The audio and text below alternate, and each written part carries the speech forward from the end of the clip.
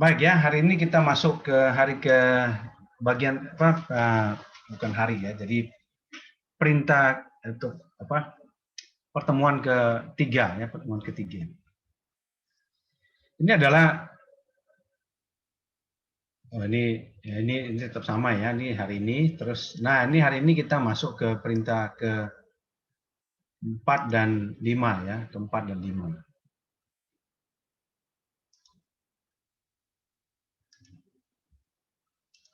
Ini mestinya kelihatan ya.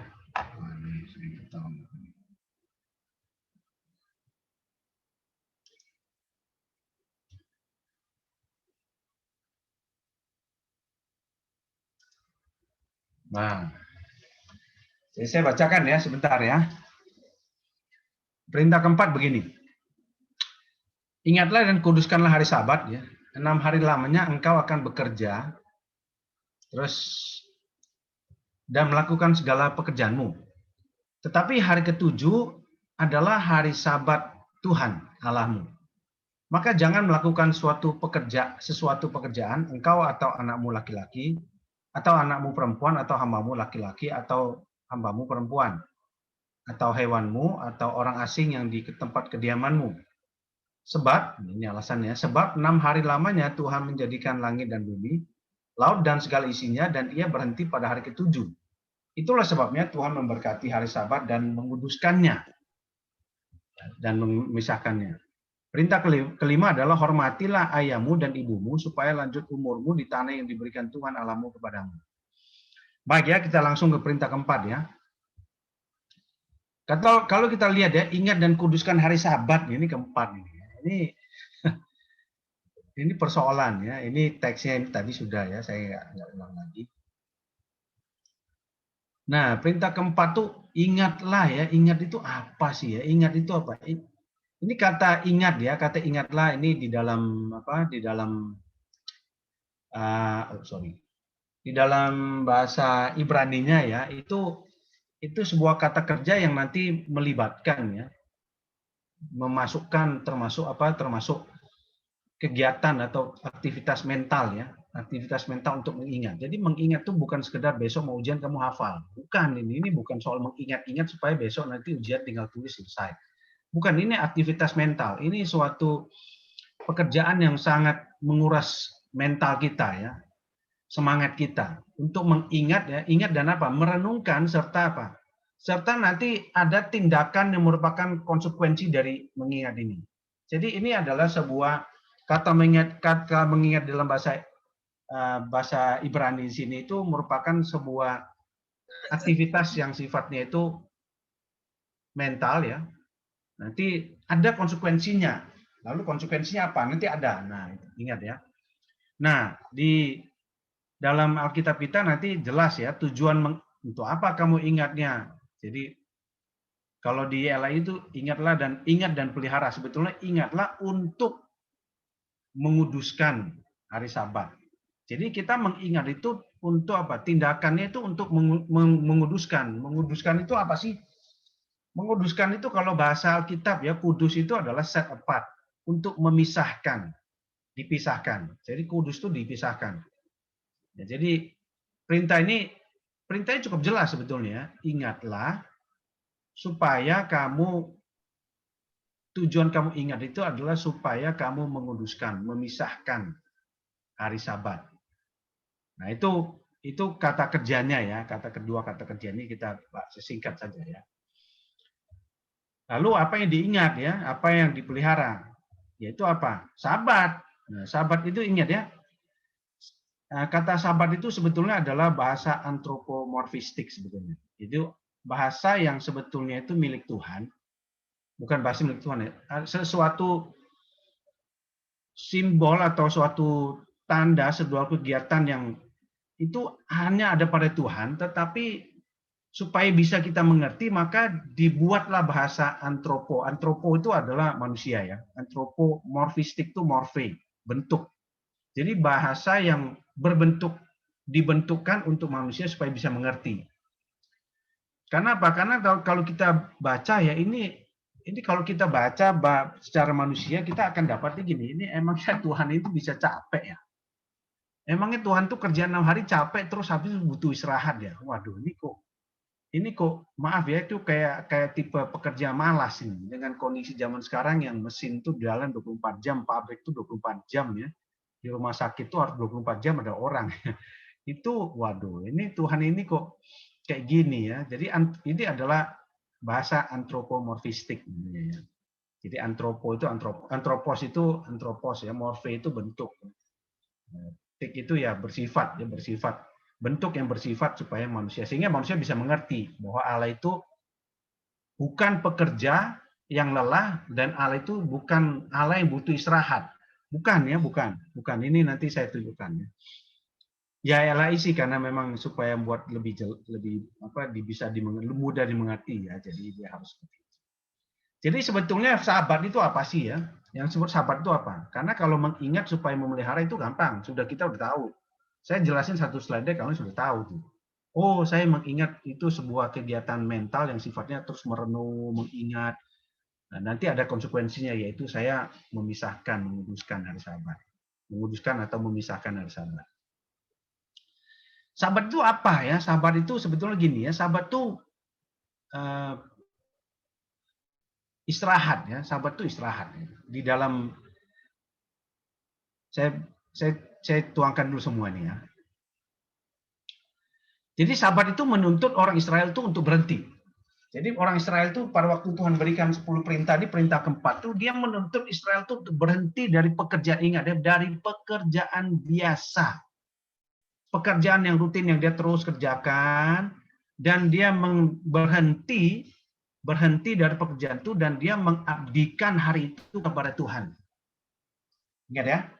Ini secara simpelnya aja dulu ya, gambaran besarnya. Jadi Israel itu sebetulnya diminta supaya bisa masuk ke dalam kehidupannya Tuhan yang hidup itu. Dengan apa? Dengan sahabat ini. Dengan sahabat ini nanti orang Israel bisa tahu, bisa memasuki sebuah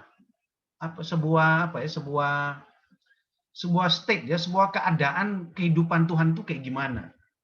Nah, itu sebabnya sahabat itu nanti memberi kesempatan kepada orang Israel untuk mengingat pekerjaan Sang Pencipta ini. Jadi secara umum tuh kayak gini lah sahabat nih. Istirahat tuh kayak gini. Nah ini ya. Di dalam, ini pakai bahasa Ibrani dikit ya, sorry ya, maaf ya. Ini di dalam Keluaran ya, Keluaran 31 ayat 17 bilang. Dan pada hari ke-7 di LAI menerjemahkannya kalau kamu baca ya. Dan pada hari ke-7 dia berhenti bekerja dan beristirahat ya. Sebetulnya kata yang tepat itu adalah gini ya. Dan pada hari ke-7 ia berhenti, tidak ada kata bekerja di situ. Jadi kalau kita baca bahasa Indonesianya pada hari Keluaran 31:17 silakan boleh buka Alkitabnya, kita nggak berhenti ya. Dia bilang gini, pada hari yang ke-7 ia fayanah. Allah itu fayanah dan fain nafas. Fain nafas dan apa? Refresh sebetulnya. Kata yang tepat itu adalah refresh dan bersegar. Itu aktif ya, itu bukan pasif ya.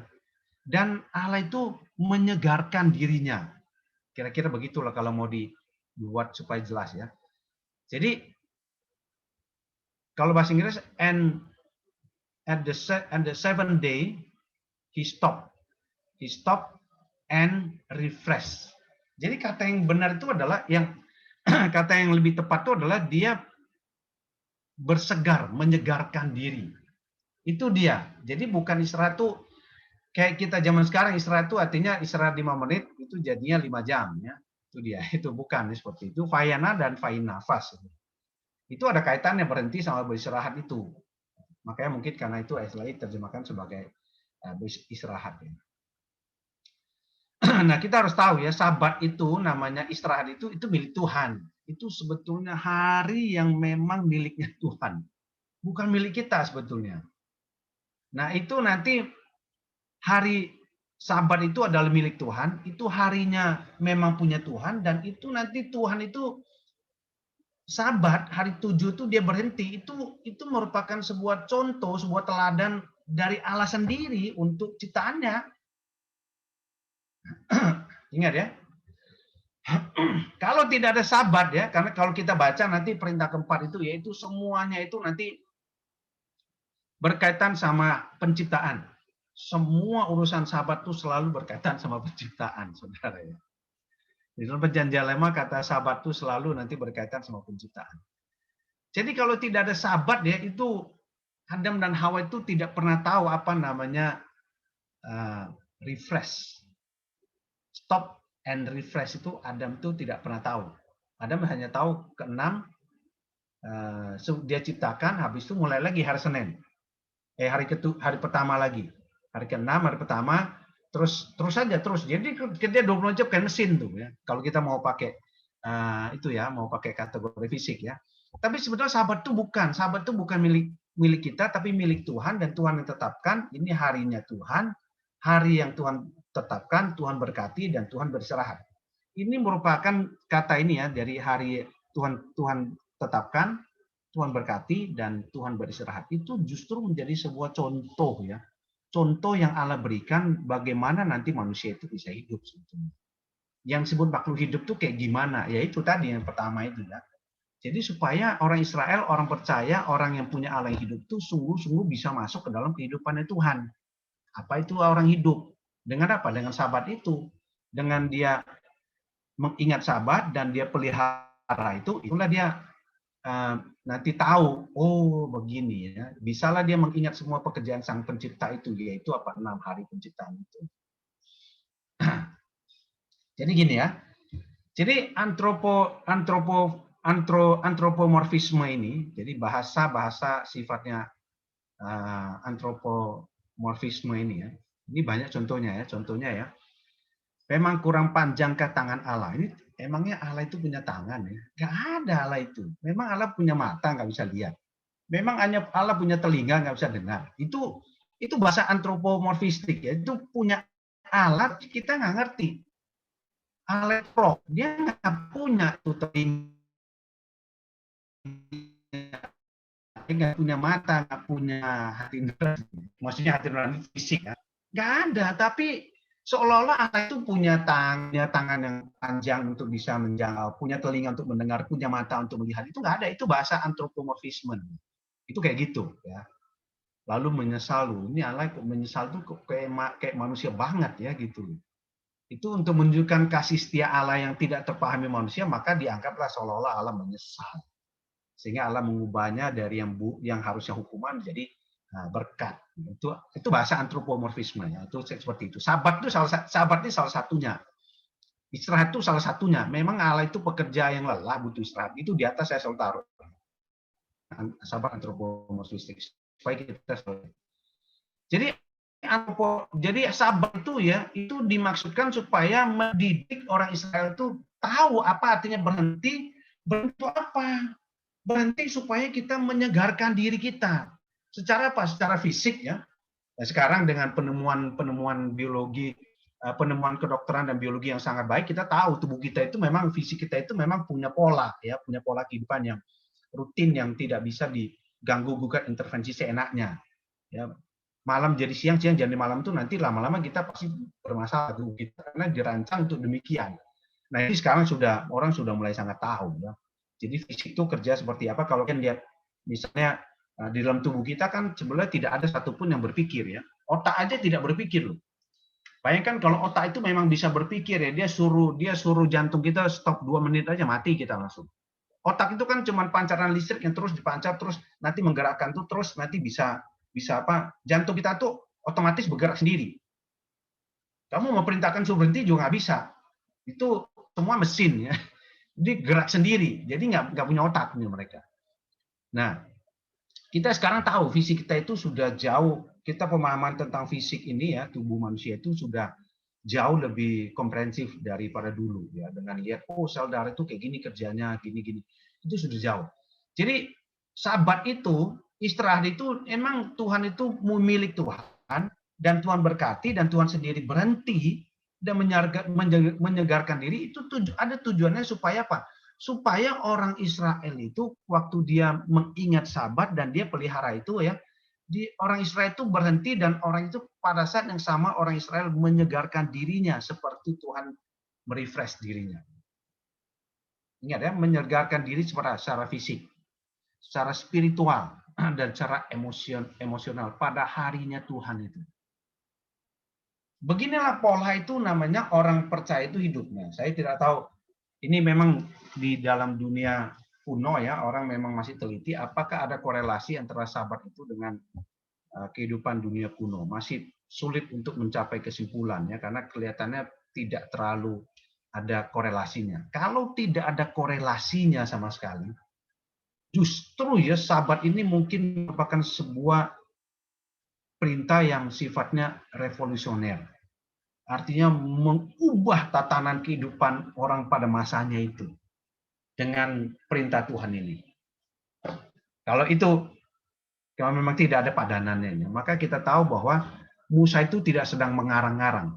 Musa itu memang menuliskan apa yang sebetulnya membedakan antara Allah yang sejati, Tuhan yang real ini, yang sejati ini, yang memang Tuhan itu dengan ilah-ilah yang lain. Jadi perhatikan ya, beginilah caranya di dalam dunia ANE itu ya, timur dekat kuno itu tidak ada konsep Sabat ini. Itu orang Israel punya ini ya. Nah, kalau kita ingat ya peristiwa mana dari surga, masih ingat ya? Keluaran 16 ayat 21 sampai 30. Nah, tentu masih ingat ya. Saya yakin masih ingat dulu ya, ini mana dari surga itu bukan buku renungan harian mana surga ya, bukan. Jadi peristiwa mana dari surga itu Tuhan itu nanti gini. Mereka dapat makanan itu mana? Ya, bentuknya seperti kita tidak udah berdebat di sini ya. Jangan usah kita bahas di sini, biarin dulu. Mana itu diturunkan dari langit. Dan pada hari ke-6 itu double. Hari ke-7 itu orang Israel itu tidak usah ngapa-ngapain. Karena yang diberikan tuh pas. Itu sampai hari ke-7. Mereka harus kumpulkan sampai hari ke-7. Lewat itu busuk. Nah, saudara perhatikan ya. Bahkan waktu Tuhan mengaruniakan makanan fisik kepada orang Israel yang dari langit ya. Tuhan itu, karena itu hari ke-7 itu hari Sabat itu milik Tuhan. Maka Tuhan stop. Tuhan bahkan tidak memberikan hari ke-7. Kamu kumpulkan aja hari ke-6 untuk sampai hari ke-7 pas selesai. Supaya apa? Supaya kamu berhenti dan kamu ingat apa yang aku kerjakan. Saya tidak membawa ke dunia industri ya. Kalau dunia industri gini ya. Kalau sebuah mesin itu kalau kerja itu pasti ada namanya efisiensinya. Efisiensi gini. Kalau efisiensinya 80%, itu nanti misalnya kamu beli mesin ya, mesin pembangkit listrik kecil nih ya. Dia tulis efisiensi 80%, garansinya 5 tahun. Itu artinya kalau kamu pakai 80% maksimal, optimal, itu namanya efisiensi optimal. 80%. Kamu pakai 80%, maka itu akan tahan 5 tahun garansinya. Kamu bisa nggak pakai 100%? Bisa. Bisa dipacu 100%. Pengalaman saya waktu saya di Surabaya ya, dulu waktu padu-padu kita belum ada listrik tempat itu. Jadi kita harus pakai genset. Genset ini gini, sebetulnya dari tukang genset sudah bilang, pakai aja 80%. Jadi kalau dia mampu menghasilkan listrik misalnya 1000 watt, kamu pakai aja 800. 20% itu biarin. Ya, jadi sehari itu jangan 24 jam. Jadi 24 jam itu hanya 80% aja dari 24 jam. Kira-kira 20 jam lah ya. Udah cukup, habis itu udah stop. Terus, lah ini kan mesin bisa. Oh bisa. Itu penjualnya bilang, oh bisa gini. Dia bilang gini, kalau kamu lakukan 100% bisa, 24 jam 100% bisa. Yang tadinya garansi 5 tahun, itu nanti belum 5 tahun tuh udah rusak tuh. Nah itu ada namanya optimal sama maksimal. Jadi perhatikan ya, ini seolah-olah kalau kita baca, saya karena saya S1 teknik kimia ya. Kalau saya baca dari sisi industri ya, Tuhan itu seolah-olah memberikan sebuah kehidupan yang optimal, bukan maksimal. Optimal itu ini, kalau kamu jalankan 6 hari, 1 hari istirahat, nanti terus polanya seperti itu, maka hidupmu itu akan melihat Tuhan itu seperti apa. Kalau kamu jalannya maksimal, full 100%, 7 hari kali 24 jam kerja terus, kamu akan menemukan hidupmu tidak ada artinya. Kamu tidak menemukan ada Tuhan di situ. Nah, mungkin ya dalam konteks industri zaman sekarang kayak gitu. Mesin yang dipacu 24 jam itu, waduh, itu perhatikan cepat rusaknya itu sangat cepat. Ya, jadi itu kalau kita mau lihat industri ya. Kalau saya baca dari teologi, teologi dulu ya. Industri tentu bisa saja ya. Bisa aja cocok-cocokin ya. Jadi perhatikan ya, peristiwa mana dari sorga itu merupakan gambaran yang sangat jelas bahwa Tuhan sendiri memberikan makanan dari langit, dari sorga kepada orang Israel itu hanya sampai hari ke-6. 7 dia nggak kasih. Itu milik dia karena dia yang contohkan. Dia yang berikan contoh, ini loh saya hari ke-7 itu nggak ngapa-ngapain. Bukan karena saya lelah, bukan karena saya butuh istirahat, karena begitulah pola dari pola kehidupan dari Allah yang hidup itu. Ya, ada di mana sisi-sisi dia berhenti untuk find nafas, untuk refresh. Dan dia mulai lagi, refresh mulai. Refresh itu sebetulnya bagian dari sebuah kehidupan itu sendiri. Tidur malam itu ya 6-8 jam itu adalah bagian dari apa? Dari berhenti dan refresh tubuh kita. Itu dia maksudnya. Betul-betul berhenti ya? Enggak, saudara, enggak. Berhenti memati kita ya 8 jam tubuh kita berhenti mati. Tetap bekerja tapi berhenti ya tanpa beristirahat. Oke ya, itu perjanjian lama. Ya. Bagaimana perjanjian baru ya? Kita kan lihat nih.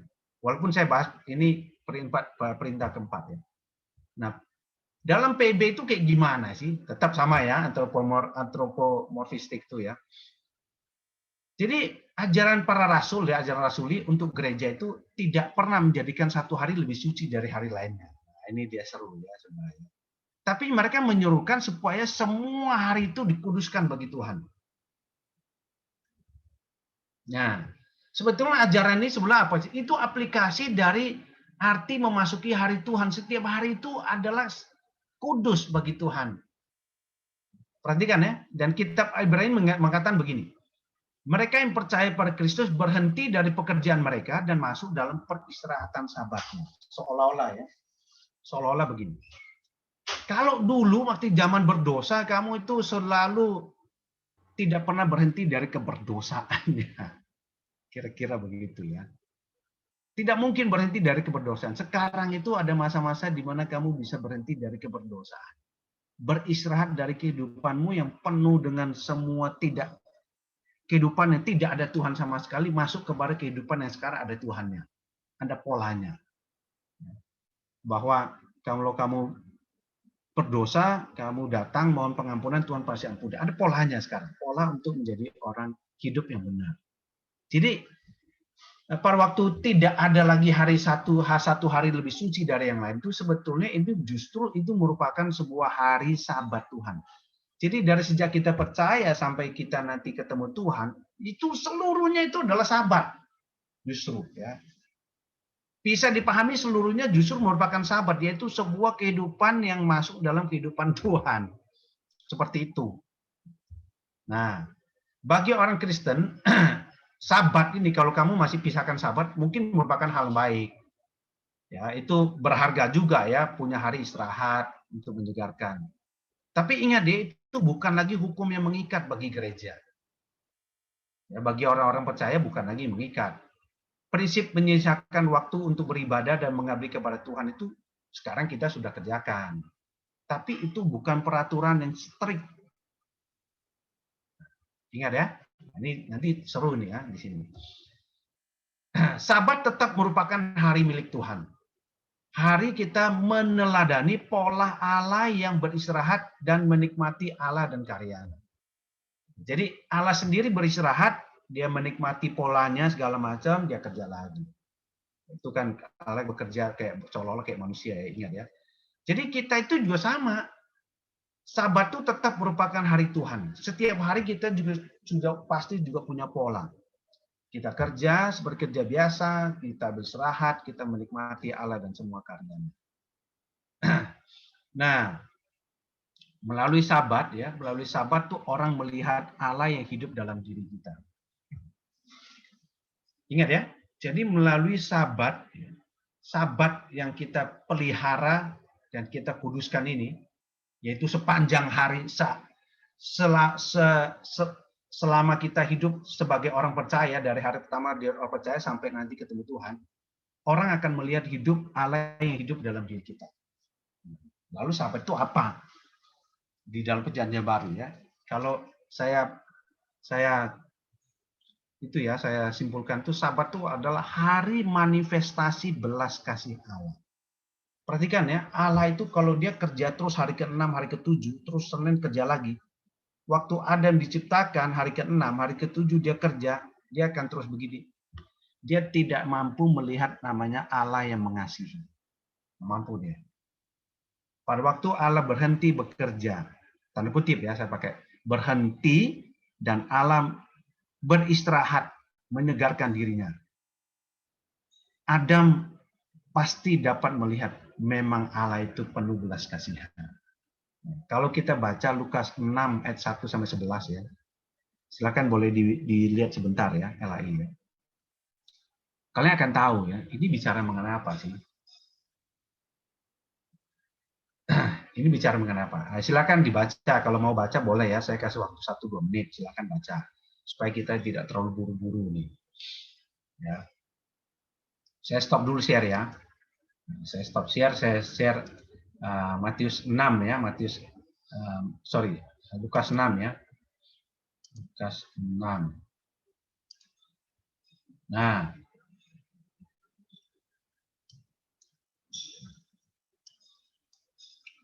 saya share dulu ya, Lukas 6. Silakan ya, sambil baca, jangan penasaran, baca aja pelan-pelan.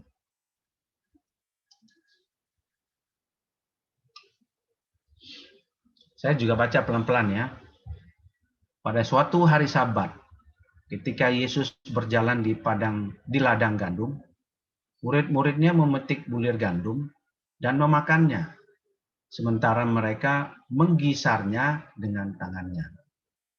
Tetapi beberapa orang Farisi berkata, "Mengapa kamu berbuat sesuatu yang tidak diperbolehkan pada hari Sabat?" Nah, ya. Ini pertanyaan orang Farisi, jelas nih. Dan perintah keempat kita baca tadi jelas. Lalu Yesus menjawab mereka, "Tidakkah kamu baca apa yang dilakukan Daud ketika ia dan mereka yang mengikutinya lapar? Bagaimana Daud masuk ke dalam rumah Allah dan mengambil roti sajian, lalu memakannya dan memberikannya kepada pengikut-pengikutnya. Padahal roti itu tidak boleh dimakan kecuali oleh imam-imam."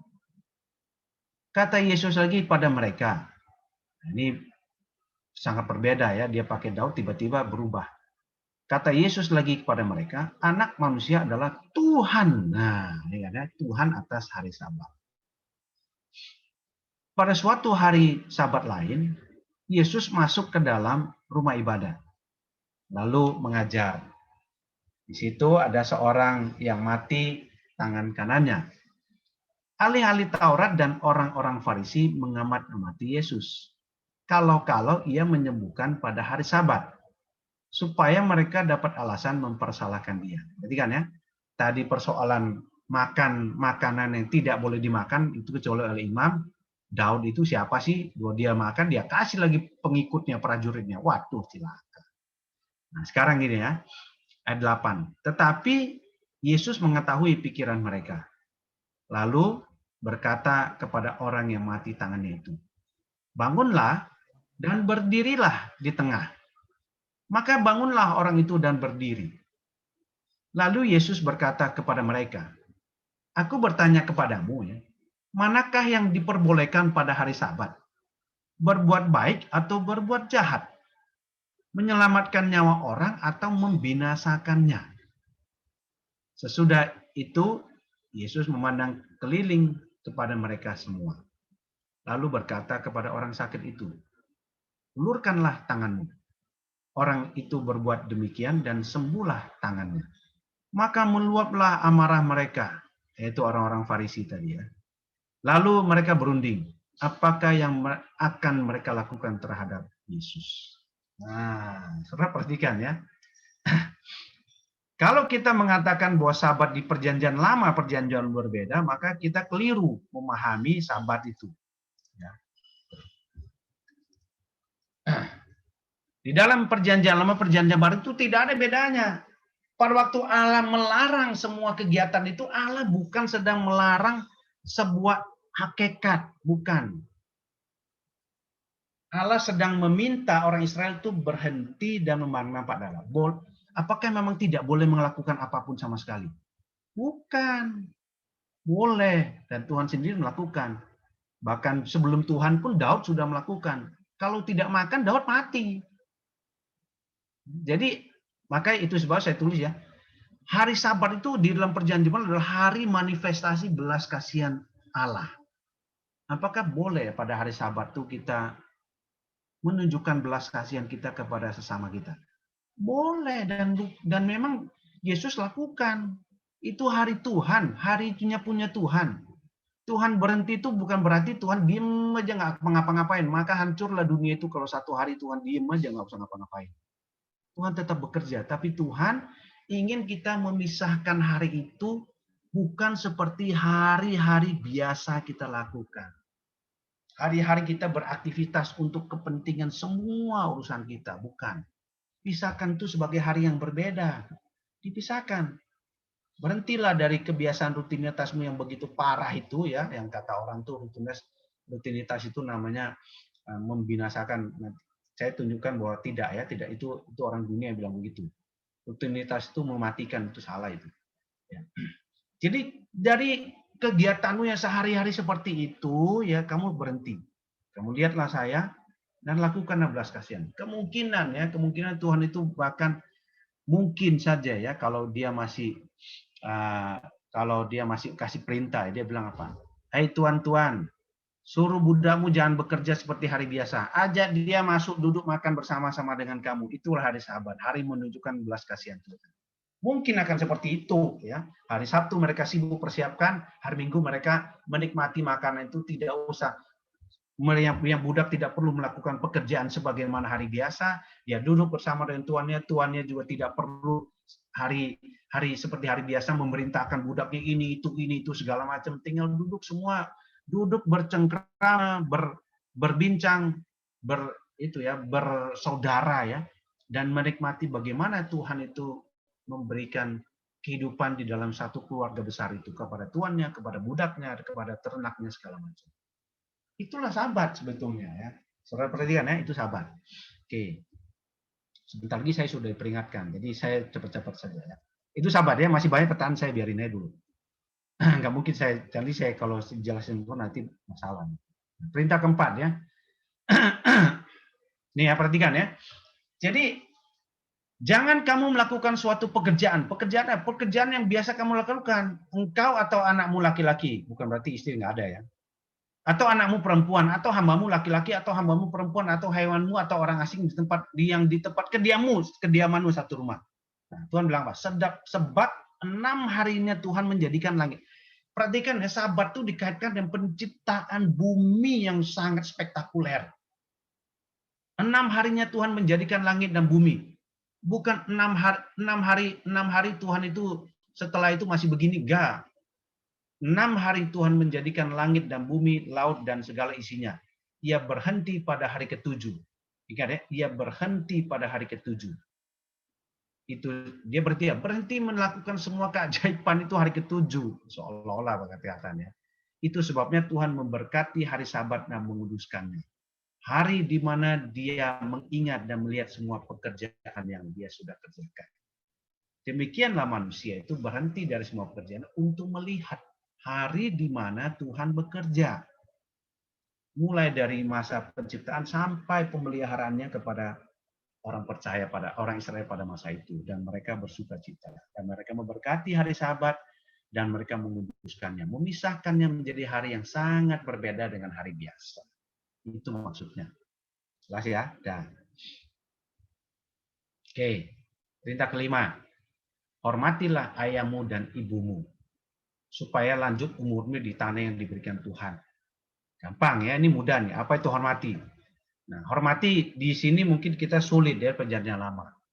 Hormat itu apa sih? Hormati kalau kamu baca Efesus 6 ayat 1-2 itu Paulus jelaskan. Hormati itu adalah ketaatan dan ketundukan tunduk dan taat. Tunduk lebih pada sikap begini, taat itu adalah menjalankan. Tunduk itu adalah oke ya, tunduk oke, belum tentu menjalankan. Jadi ketaatan dan ketundukan ini menunjukkan ke apa ya, sikap hati yang memang merendah dan nanti melakukan sesuai dengan sikap hati itu. Itu namanya hormat. Sederhananya ya, supaya kita bisa memahami dengan lebih baik. Tidak usah bertele-tele karena perintah ini juga sebenarnya cukup jelas sebetulnya. Ayahmu dan ibumu. Nah, ini dia ya. Saya tunjukkan dulu ya. Ada konsekuensi krusial dari kata kerja ini, yaitu apa? Ada supayanya. Konsekuensi krusial itu apa? Lanjut umurmu di tanah yang diberikan Tuhan. Ingat ya, tanah itu milik Tuhan, bukan milik mereka. Jadi kalau mereka mau lanjut umurnya, mau berumur panjang di tanah yang diberikan Tuhan. Kanaan itu tanah milik Tuhan ya, bukan milik Israel. Jadi tidak ada orang Israel itu yang dulu itu punya sertifikat hak milik, nggak ada. Semua tanah milik Tuhan, Tuhan berikan pada Israel, itu sebenarnya mereka bagi. Ada tanah warisan tidak boleh dijual, nanti kamu ketemu dengan Ahab, dengan siapa? Nabot, ya itu nanti ada. Konsekuensi kursinya apa? Kalau kamu hormati ayah ibumu, maka lanjut umurmu di tanah yang diberikan. Kalau tidak hormati, seolah-olah tidak ada di sini ya. Tapi kalau tidak hormati, maka seolah-olah lanjut umurmu itu dipertanyakan. Atau mungkin lanjut umurmu, tapi tidak di tanah yang diberikan Tuhan Allahmu kepadamu, di tempat lain. Bisa juga ya, tapi tidak. Tidak ada kata itu. Jadi, dua ini positif. Ini dua hukum yang positif ya. Pelihara supaya kamu pisahkan itu, dan kedua hormati ayahmu supaya apa? Supaya apa? Lanjut umur, tidak diberikan konsekuensi negatif. Karena apa? Tuntutannya jelas, perintahnya jelas, perintah positif. Kamu hormati itu, lanjutlah umurmu. Tidak ada Allah tidak bilang apa-apa. Tidak apa-apa. Jadi konsekuensi itu hanya ada konsekuensi dari tindakan positif. Negatif kita tidak tahu. Hukuman seperti apa? Alkitab juga nggak ngomong ya. Berhenti aja perintah itu sampai sana. Nanti ya penterjemahannya tentu ada banyak. Oke, jelas ya. Nah, sampai sini nggak cukup. Siapa ayah dan ibu kita ini sekarang masalahnya? Zaman dulu kan namanya ayah dan ibu tuh tunggu apa dulu? Ayah tiri, ibu tiri banyak ya, saudara ya banyak. Coba.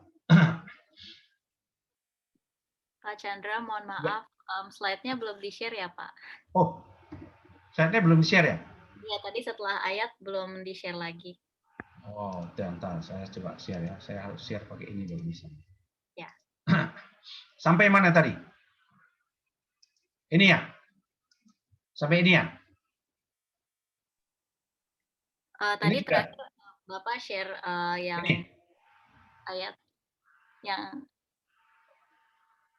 Ini kan? Yang perintah selanjutnya, Pak. Ya, betul. Nah, ini ya. Oke, jelas ya? Nah, ini kalau ini kelihatan nih. Ini kelihatan ya? Ya, sudah terlihat, Pak.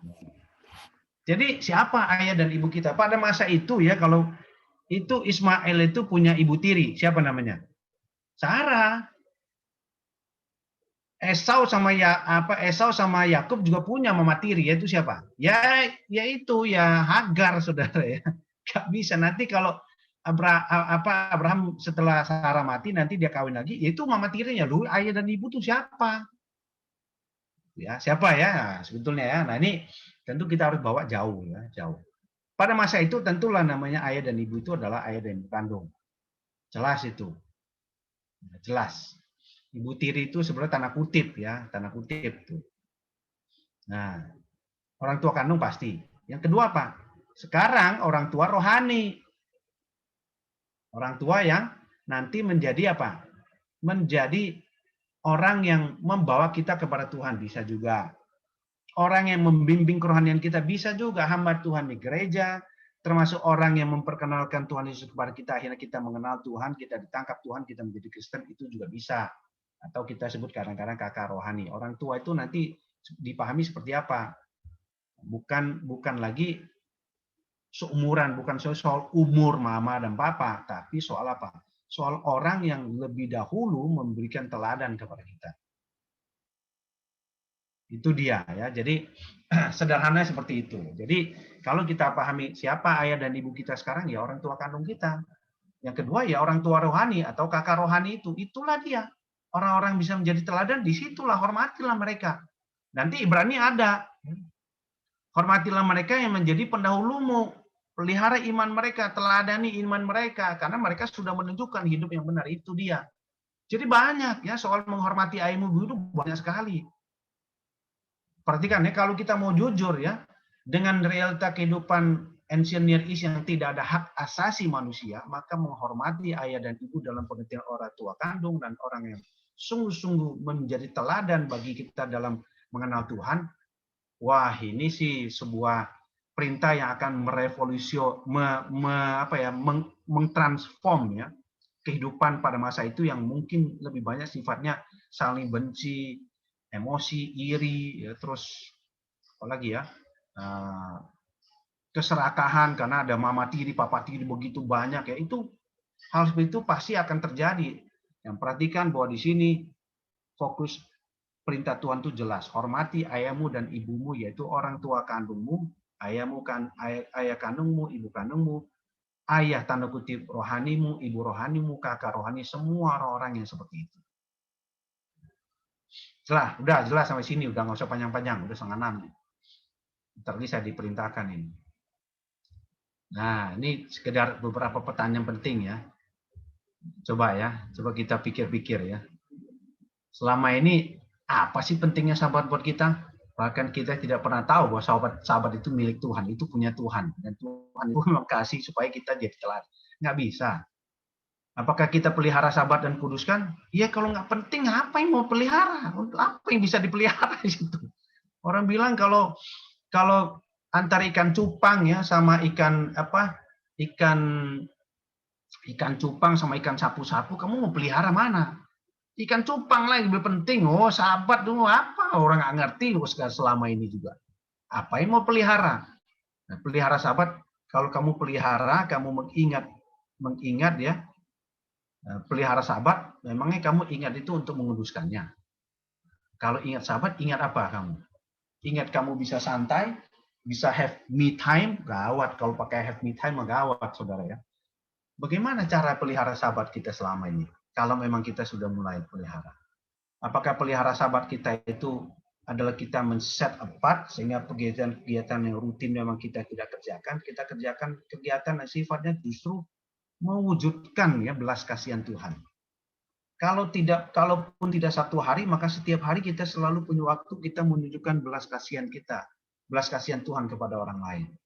Itulah mungkin sahabat setiap hari. Perintah keempat, itu perintah kelima, seberapa hormat kita kepada orang tua kandung kita. Kita tahu lah apa itu hormatnya. Saya tadi sudah kasih tahu ya. Sebuah ketundukan yang lain membuat kita taati. Seberapa hormat kita kepada orang tua kandung, seberapa hormat kita kepada orang tua, bukan kandung. Yang kedua, orang tua rohani. Seberapa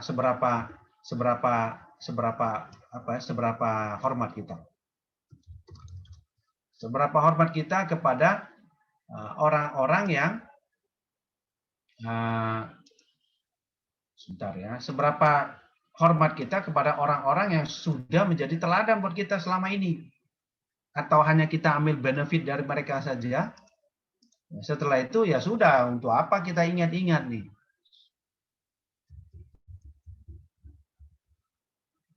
Ingat ya, bahkan ya termasuk terutama di UPH ya, kita dosen tuh setahu saya semuanya sudah Kristen. Termasuk bahkan dosen-dosen yang sudah memberikan teladan ya di dalam hidupmu, mengubahkan 1-2 bagian. Seberapa hormat kita kepada mereka seperti itu? Bagaimana cara menghormatinya?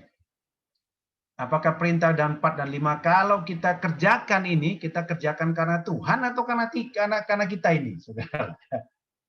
Ini dia. Ini saya tidak mau bicara itu ya, lanjut umurmu ya di tanah yang diberikan Tuhan ya. Nah, itulah dia sesi hari ini.